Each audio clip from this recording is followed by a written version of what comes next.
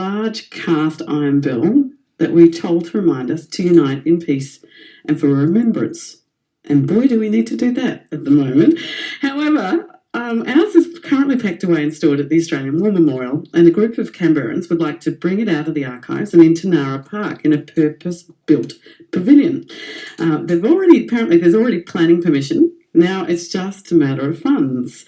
And joining me to talk about Canberra's World Peace Bell is Michael Rabey from the Rotary Club of Canberra Burley Griffin. Nice to meet you. Hello, Alex. Lovely to see you. And Fred Kasparek is the architect who designed the pavilion. And we're old friends. We are. We sat at a culture break dinner a few years ago. A dinner function. I had a great evening. It was a fantastic evening. I love culture breaks. Yeah. So great. Now, look, I didn't know we had what is the Canberra World Peace Bell? Well, it's been a bit of a secret, Alex, because it's not hanging up. Brendan Nelson very kindly has offered to store it at the Mitchell part of the War Memorial. But just to a bit of the background, my wife's a volunteer guide at the War Memorial, and over the last numbers of years, we've visited many Commonwealth war graves around the world, places like Gallipoli and Hellfire Pass, and I've seen more young Australians buried than I want to really think about. And it got me thinking. I'd rung the Peace Bell at Hiroshima, and then we found ourselves in 2014 in Christchurch, coming to grips with that city and the devastation. And we walked down the road to their botanic gardens and walked round the corner, and here's the most beautiful bell hanging, a World Peace Bell, of which there are 22 in the world. Ours will be number 23. And I'm standing in this botanic gardens thinking, what a beautiful scene. We should have one of those at Nara Peace Park, Canberra Nara Peace Park. So I came back, spoke to the Rotary Club. They endorsed the idea, and so things got going. And then I knew Fred, because Andrew Lugdopoulos, who I work with, had said, talk to Fred. He's got a picture of a Russian tank on the front of his website, and see if he'll design the pavilion for you. And so I called Fred, and he said yes. And about a week after that, I rang him again, and I said, Fred, I've just had an aha moment. I haven't given you any artistic license for this design. I told you just to replicate what was already in the Peace Park. Well, I think I'll let Fred tell you what happened next. But Michael, I'm just reeling a little bit with, I saw that he had a Russian tank on his website, so I don't know how you got from there to he will be the perfect guy to design a pavilion for us. Well, you had to read the words. Isn't it a perfect link there? Now, what it was? Explain. Several years ago, the Immigration Department did a story on me that they had on their website.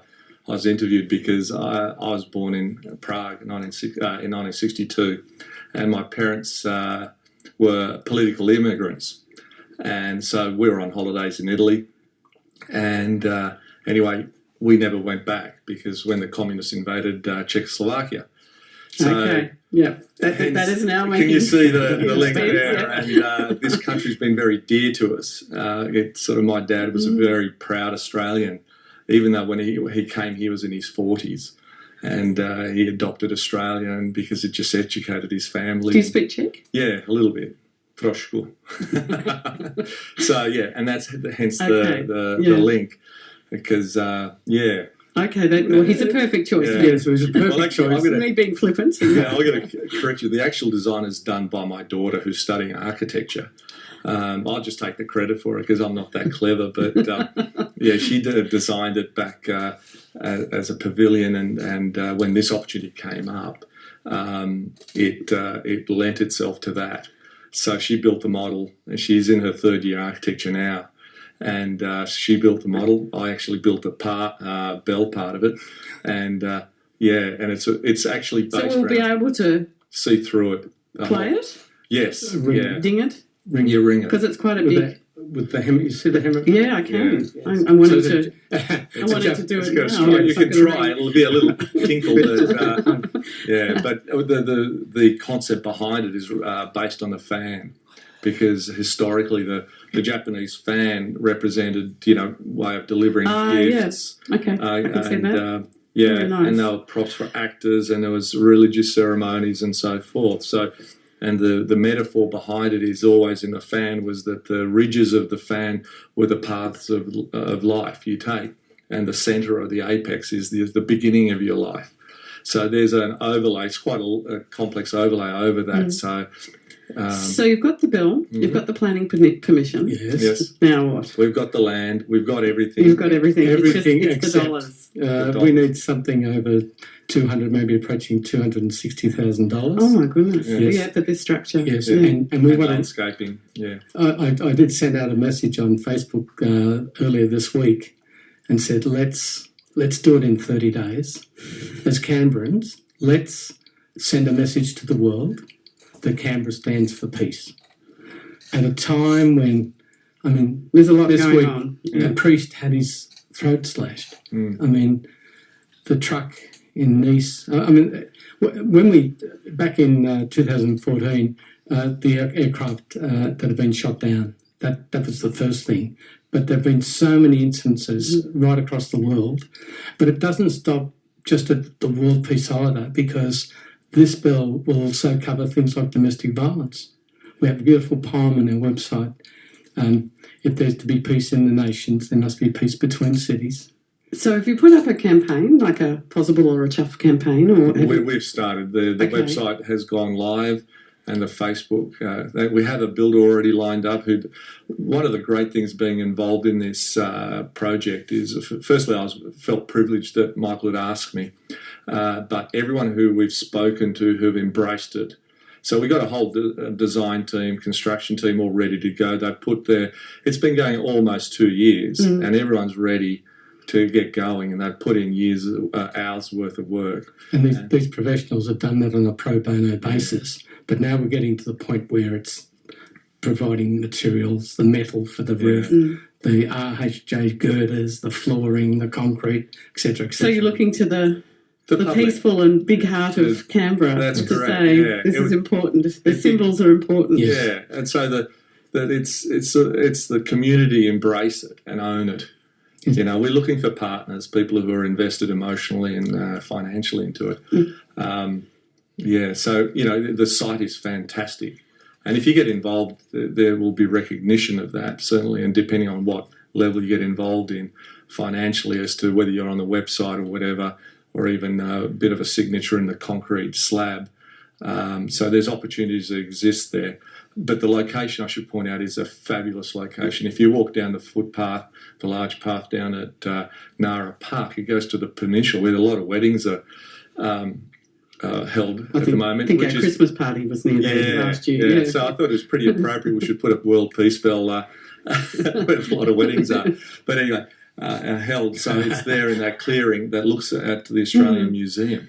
Michael, you mentioned Christchurch. Do you know how their Peace Bell was funded? Yes, Roy Sinclair, who was the initiator there, rode all of the way across Japan raising money. Now, I'm not planning to do that. I'm a bit beyond it. But they had a battle to raise the money as well. They worked with Rotary in Christchurch as well. And there are Peace Bells. By the way, there's already one in Cowra. I don't know if you knew that, but that's the Australian Peace Bell, and we're working in cooperation with them as well. But we felt that in Canberra, the national capital, and with that beautiful Nara Peace Park, a perfect location to have this and to really send this strong message. We have a website now, canberrapeacebell.org. And that's the best way to contact you. People go on there and there's a donate button that works safely through PayPal. And people can also access our Facebook page from that site. And we would encourage people to do two things today. One, go on the site and hit the donate button and make a donation, and then hit the little F symbol for Facebook and go in and share it and like it so that this thing really does go viral. That's what we'd like to see happen. By the way, we're launching it today. Talking to you, Alex. This is the launch? Yes, you're in. Oh, this is the official launch. No, I think it's beautiful. I think it's what a gorgeous thing to want to do. And I'm sure it will happen. It's going to happen. It will happen. Yeah, we envisage having ringing days, and we would encourage any community group, other peace groups or individual organisations or cultural groups that might want to commemorate a particular event to contact us, and we can arrange to put the hammer up. We probably won't leave the hammer there all of the time. Okay. It's a pretty sacred site, so Yes. we don't want people just swinging off it. So No. it'll be locked can away, but the bell will always be. It's 350 kilos, to give you an idea. It's beautifully sculptured. You can see that on our website. By the way, they're made from coins donated through the United Nations. And the first bell hangs there and is rung on World Peace Day and at the opening session of the United Nations General Assembly. So that's the... And on the third Tuesday of September, all the peace bells are rung. So just to clarify on the bell, who gave us... Where did the bell come from? the bell came from the World Peace Bell Association in Japan. And they gave us the bell? No. Well, Rotary board. Rotary made a donation to their association. Yeah. No, we didn't buy the bell. They gifted it to us after a substantial donation. Okay. Potato. I think originally there was a wealthy man that was behind it, and I think he's either retired or passed on. And there hasn't been a new bell erected at least for 10 years. I think Christchurch was the last one. Well, things like this are important. The symbols, they take us, they focus perhaps on real things and what's happening in the world. Good luck. This is a monument which is coming from the ground up. It's not imposed from above. So we think of this as a people's bell. And again, you know what they can do? People can be part of that by going to CanberraPeaceBell.org, make a donation.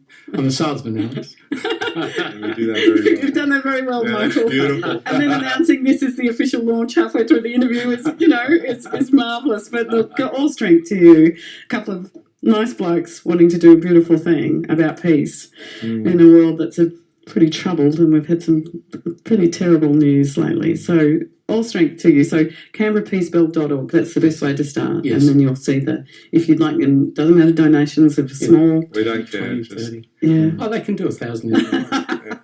Good luck keeping in touch with this. It's lovely to meet you, but lovely to reconnect with you, Fred. Yeah. See you at Thanks, Alex. another dinner. Definitely. Thanks, Michael. Thanks. Thank you so much. That's Michael Rabey from Rotary of Canberra Burley Griffin, and Fred Kasparek, an architect who his daughter has actually designed the pavilion. So he's proudly come in with this. And I asked you to text me to see how far away you were. Ray says clear all the way to Crookwell and back. That's great. And then thanks to